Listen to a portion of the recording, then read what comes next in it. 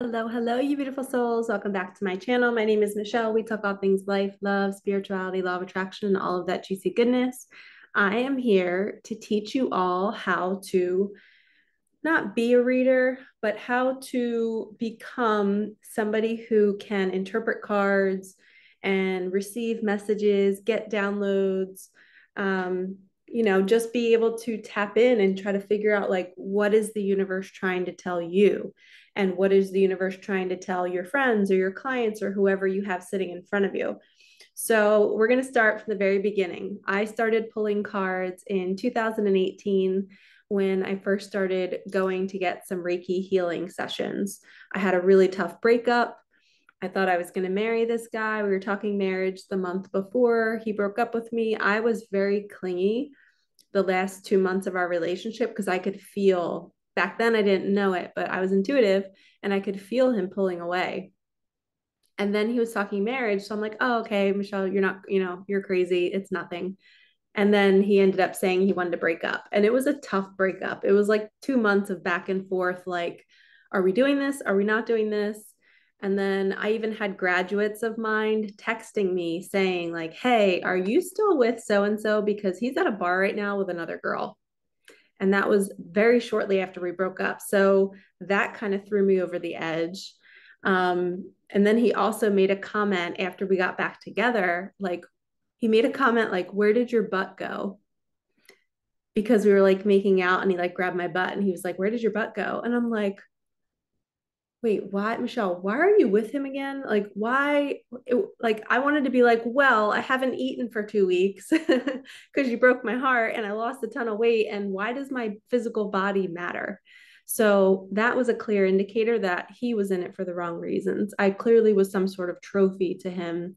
And it's sad to say that because he came off as such like a fatherly type of man. Like he would be a great dad and a great best friend, but clearly he had a little growing up to do. And I honor him and where he was at. You know, he probably cringes knowing that he said that looking back. And it's interestingly enough, he has me blocked on all social media. And he broke up with me. So I thought that was interesting. It's just funny the dynamics. And I've often asked for the universe to bring him back into my reality to heal that. I've healed it, but I would just like to like see him one day, hug him and be like, I wish you the best. He got married. He has a baby and everything. But it really, I was heartbroken. I was skin and bones. I was so skinny, started getting Reiki, started pulling cards after that. And the cards were so fun. And then I found myself getting in my head. So I would sit on my living room floor, and my first deck was this animal deck, the Kim Cran Spirit Animal deck. My sister Holly actually got it for me that Christmas after my breakup. My breakup was in March or April. I started getting Reiki, and then I got my first deck the following Christmas. I also had another deck, but I gifted it to my nieces. I gave them, it's like a hand me down. So I gave that to them. And they love it so much. But anyway, so I would look at this deck and I would pull out the book and I would feel so stupid. I would feel like I don't know what I'm doing. Who do I think I am to pull a card and like get a message? I'm not getting anything. And then I even had a friend come from out of town and I was pulling cards from him and he was like, you don't know the meanings of all of these? He like totally triggered me. And I'm like, dude, I'm just starting out. And I couldn't say that to him, but I wanted to be snarky and be like, I'm just starting out. Can you give me a break? Like, I'm just learning how to meditate. I don't know what all the little triangles at the top mean, which now I know they mean air sign, water sign. So you could read these cards using, you know, using astrology. I still don't do that because it doesn't light me up. I've had zero drive to want to go and learn astrology. That's just me as a reader. And some people out there love astrology. They love figuring out like which card it represents a fire sign, and they'll start talking about Leos or Sagittarius. It's just not who I am. So you have to follow that. If you are pulling cards and interpreting, or maybe you're drawn, maybe you don't even like animal cards, you don't have to use them. You follow what feels good in your body. That was the biggest mistake I made is I spent too many months thinking I had to be like these other readers And it's important to watch other readers so you can learn how to shuffle. You can learn how to maybe do spreads. You could do a past, present, and future spread. I tried all of that stuff in the beginning on my own, and I just didn't like it. I didn't like the structure. I kind of like just letting it flow, and whatever questions pop into my head, I felt like that was a message from my guides and angels. So let's move into that. So when you're pulling the cards, once you realize you surrender, you don't have to memorize the book. You don't have to immediately know what message this means. But as you evolve and as you watch other readers, so you might want to watch a channel where somebody uses this deck, if this is the deck that you like, and you start to listen to see how they interpret it. And if it feels good and you're like, oh, I remember so and so, or you could say me, I remember Michelle always reading the Nightingale as like a communication card, like sing your song, speak your truth, or the universe is talking to you through music, or maybe you're being called to write a book. If you remember me saying those things, that could be your guides and angels telling you that when you pull this card, then that's the message it is. So in the moment when you're pulling cards at home, whatever the thought is, that's the message from your guides. It doesn't sound like a different voice. It doesn't sound different. It's just your thoughts that are coming in very smoothly and quickly. And it's just like, oh, I just thought about, for some reason, I just thought about Sagittarius when I was looking at this card. That's your guide saying to say that out loud, and you can trust it. That it might not make any sense right here. Sagittarius, I have no idea how that would relate. But if you're thinking it, you're the reader. You get to bring forth whatever message you feel and you see. Some people are very, they want to touch and they want to feel. I know one reader, I think her name is Baba Jolie. She's awesome. And she sits here and rubs the cards. And as she's rubbing, she's looking deeper at it. And she'll look at the bird's mouth. She'll look at the background and she'll bring in messages as she's rubbing the card. So everybody has like their little ticks that they find later as they're exploring. So as you're getting messages, one of the things I struggled with was, and side note, everyone comment right below and let me know if this is helping you. And drop any questions that you're having that I don't answer, and I'll make another video on it. So when I would pull this card, I would immediately pull the book out. The whole first year that I started reading cards, I personally loved using the book because I did not get any kind of thoughts or messages. I didn't know how to read this card. So as I would pull cards, I would immediately go to the book and I would read the same Nightingale card 10 times in 1 month, and I still would not remember what it meant. I still would have to go to the book. But what I found was if I was reading the book out loud to a friend or to whoever I was pulling cards with for fun, I'd quickly have thoughts while I was reading. So I'd be reading a card and it might have been said like, yeah, it might be time to write that book. You might be getting messages that you are a poet or whatever it is. And then I might think of like a sister, or I might think of like somebody in the family being a writer. And then I would pause, I would stop reading and I would say, is there somebody in your family that's a poet or an author? Because I had that thought while I was reading it. So I learned early on that my messages started to come through when my ego was distracted by reading. So when I got my ego out of the way and started giving that a little job to do, I gave it a job of reading something out loud. Then my soul could kind of come through with the message for my client. So that might work for you. So practice pulling cards for friends, for families, for your family, for nieces, nephews, whoever, and practice reading the excerpts out loud and see what thoughts you have as you're reading. Those tend to be downloads and messages. Okay, so that's how I started out. I started out reading and then I would quickly get a thought, but I wasn't sure if I could trust it until I started to say it out loud to people and they would be like, yes, oh my gosh, that's spot on. And believe me, there's been thousands of times where I say things and it goes right over the person's head. It's not meant for them. Maybe it's meant for somebody else and we never know what it is. And we just ignore it. Not every message is going to resonate. Okay, so you really have to just let go of the need to be perfect while you're doing this. And one of the biggest things I want to tell you is when you're sitting across from somebody and you're about to read them, and they are showing that they're very closed off, and maybe they don't believe in you, and maybe they don't believe in this type of energy and what we're doing, it's going to be very hard to get messages for somebody like that. So essentially, you're going to prove them right. They're not going to get anything, and they're going to say, see, I told you. And they're not going to say these things out loud, but you're going to feel that energy, and you can rest and know that it's not your fault. If somebody has a closed energy, if they have a door slammed in your face, but they're on the other side of the door knocking, saying, can you tell me this? Can you tell me that? You can't read energy that way.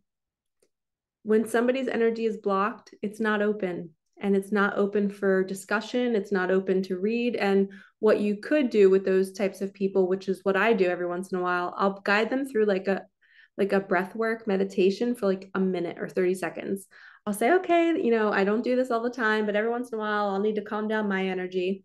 And I tell them to close their eyes, drop their shoulders, deep breath in through the belly. Belly should rise, out through the mouth. And you just breathe with them for maybe 5 or 6 breaths, and that kind of soothes their nervous system, and they become a little bit more safe with you, and they feel safe. And then a door starts to open up.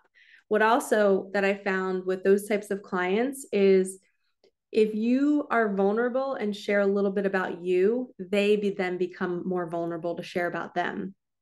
Okay, so I found some of my toughest clients. There would be an hour-long reading. In the last 10 minutes, I'd share about my daughter passing away or my dad passing away.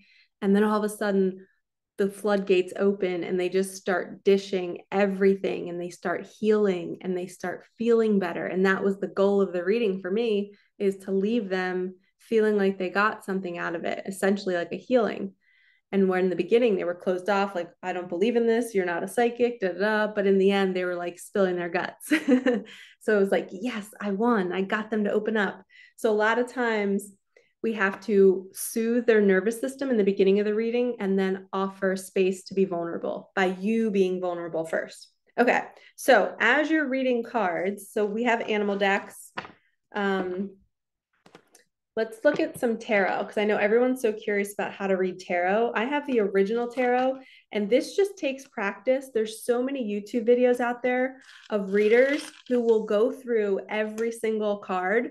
Like, they'll do one video for the Justice card, and they'll talk about what the red cloak means, what the scales mean, what the sword means, what's the crown mean. Like, they'll go through every single detail. I am not one of those people. I still don't know the meanings of all of tarot. I have been somebody who doesn't like to study. I don't like to memorize. I like to feel. I like to see what comes up when it comes up. And I used to never use tarot, original tarot, because I didn't know it and it intimidated me. But then I started to say, all right, in a reading, I'm going to use this deck because I like this deck and how pretty it is. I bought it, and I'm like, you know what, Michelle, if you pick a card, all right, I got the World card. This is what I'm going to do. I'm going to look it up on Google. The World Tarot Rider Waite Tarot, whatever.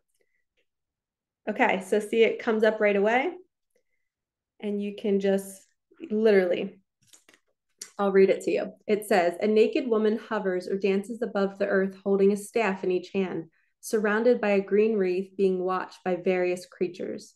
The world represents an ending to a cycle of life, a pause in life before the next big cycle, beginning with the Fool. It is an indicator of major and inexorable change, of tectonic breadth. In upright, it represents achievement, fulfillment, possibilities, success, conclusion. If it's reversed, delayed success, failed plans, lack of completion, stagnation. So boom, that's all you have to do. If you're unsure of a meaning of a card, Google is your best friend. And then as you're reading it, really try to like look at it and say, okay, wow, she seems like she's happy. She's like dancing. Like, if she's naked, that must mean she's vulnerable, right? She's letting it all hang out. She's not caring. Somebody who's scared and worried about their future would be covered up, right? So she's dancing. She's got 2 wands. There's a lion in the corner. There's also an eagle, like it shows strength. An eagle is like a higher perspective. So you can start to dance with the actual card and all the different pictures that it's showing that you might catch as a reader that they don't even describe in the description. If you are somebody who knows about Reiki and the chakras, the colors mean everything in cards. So sometimes your guides will be trying to say, like, hey, this person might have been sexually abused as a kid, or maybe they have some sort of sexual energy blockage. That might mean a color of like a yellowy orange, like that sacral energy of the sacral chakra. If you don't know anything about the chakras, just ignore me right now. But if you are somebody who knows about Reiki and the chakra systems and the Kundalini and all of that, you can then look at colors and use colors as your guide because each chakra system has a color. The root chakra is red. So red could represent financial stability. It could represent security in life. It could represent passion. So if you notice, there's around this wreath, there's these red things at the top and at the bottom. To me, that's somebody that's grounded. They're secure. And the wreath, anytime you see greenery or a wreath or bushes or flowers, that represents growth. Like you've come so far. And that's what that card is trying to tell you. Okay, let's pick another tarot card. That was fun.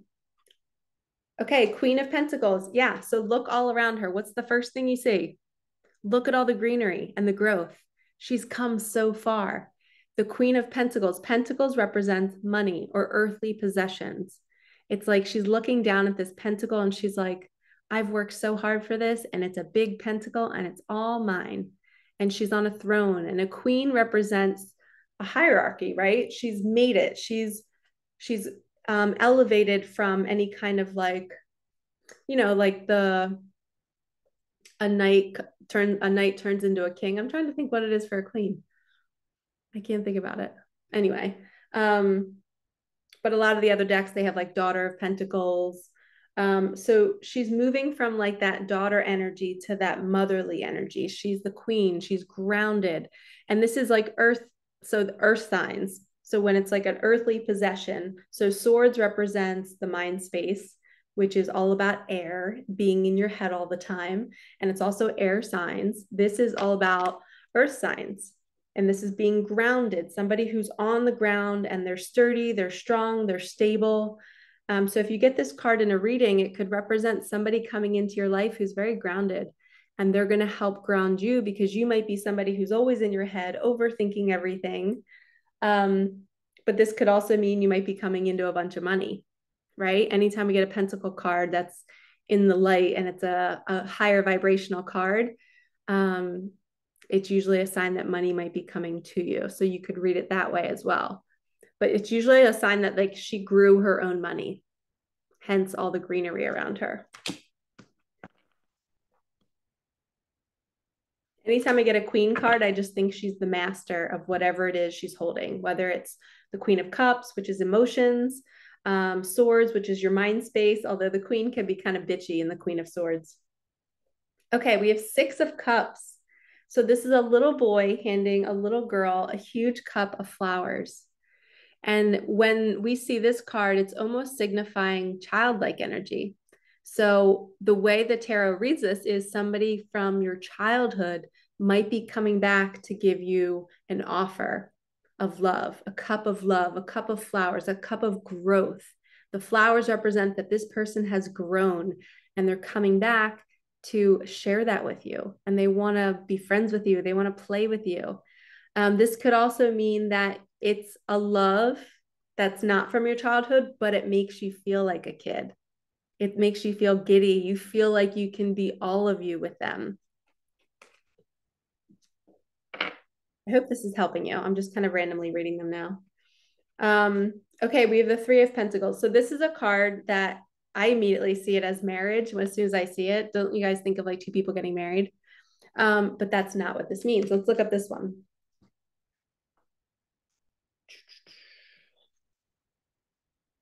Three of Pentacles.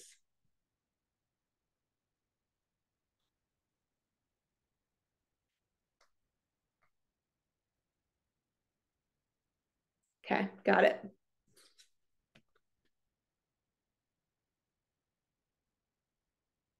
It says, the Three of Pentacles remind us that there is a particular strength in a shared vision.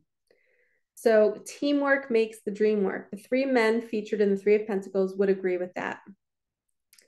If this card has presented itself as part of your spread, be ready to embrace your inner circle and work together to make the most of what is on the horizon.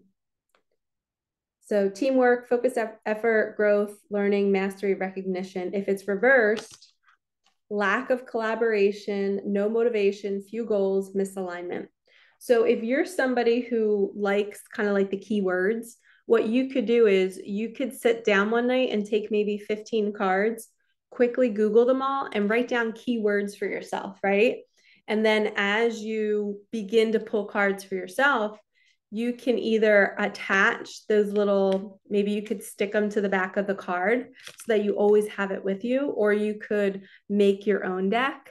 Lots of people take index cards and they'll put 3 of cups and then they'll put the keywords so that they can practice already having those keywords on there. Or you can obviously get a book or get a deck with a book that goes along with it.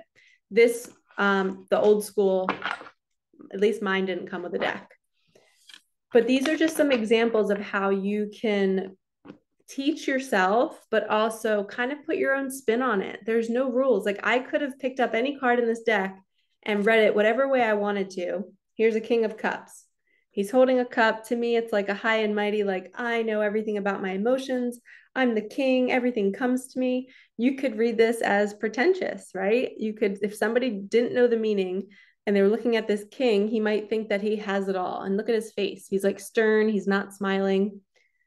So it almost looks like a pompous energy. But this is just how I feel right now when I read this. Other days, I might see this as, oh, wow, he's wearing blue. This means he's going to be communicating his truth to you because blue is the color of the throat chakra.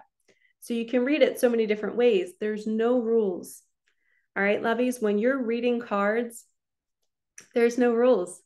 You get to read it whatever way you want to read it. And if you're somebody who's watching other readers and you might be judging them and say, wow, like that's not the real meaning of the tarot card, or that's not the meaning that that person has in the book, but this reader's saying it wrong. They're not. They're reading it according to how their guides are presenting it. And if anybody is judging them, that's their ego just wanting to pick on somebody. So catch yourself, make sure you're not judging, make sure you're not comparing, and don't do it to yourself.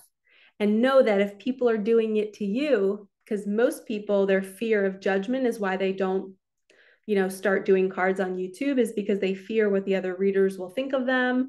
They fear what their audience will compare them to other readers and be like, I'm not good enough. But in reality, there's no standard. You just do whatever comes through you. There's so many different readers out there that I follow. They're so unique and they read things so differently. And I love that about them because then I learn new messages too. So embrace all the different people and how they're reading the same card, maybe 15 different ways. So it's showing you that there's no rules and you can kind of make up whatever you want to do. And discerning between the ego and the download is really simple. Practice reading first. If you're reading something, it gets your ego distracted and then you can let the messages fly through.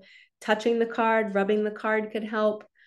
Shuffling a deck while you're thinking, that's always a good one. If you notice, I notice when I play my videos back, when I'm shuffling, my eyes do something really weird. They look off to the right, to the left. I never knew that about myself, but it's me listening. I'm listening to my thoughts while I'm doing that. So shuffling is a great way to like kind of dissociate and to get your ego out of the way. Like I notice that I always am like looking at my clock, I'll look at the light, I'll look at my wallpaper, and I'm just kind of like letting what's coming in flow through me. Side note, let's pick a card real fast before I let you guys go. Okay, this is an abundance deck by Tosha Silver, Right Action. It says, let everything that wants to go, go, and everything that wants to come, come. So let go of the fear of judgment. You are going to be a fantastic intuitive. You are a fantastic intuitive. You can trust yourself. And remember, if you're having the thought, then that's the message. The third and second and fourth thought that are judging that thought, that's your ego. Okay, so try to let go of the ego and just take the right action and just bring your messages to people because they need you, because you're not me and people need you. There's an audience waiting for you. So get yourself out there, start doing cute little polls for family, for friends. Maybe just do a quick little video of cards for TikTok. Your voice is needed. Your messages are needed. Okay. So do it gradually. This was kind of just like a hodgepodge. I wasn't planning it as like a class, but let me know if you guys would be interested in that. Maybe I would sit down and host a Zoom for like $10 or $20 or something.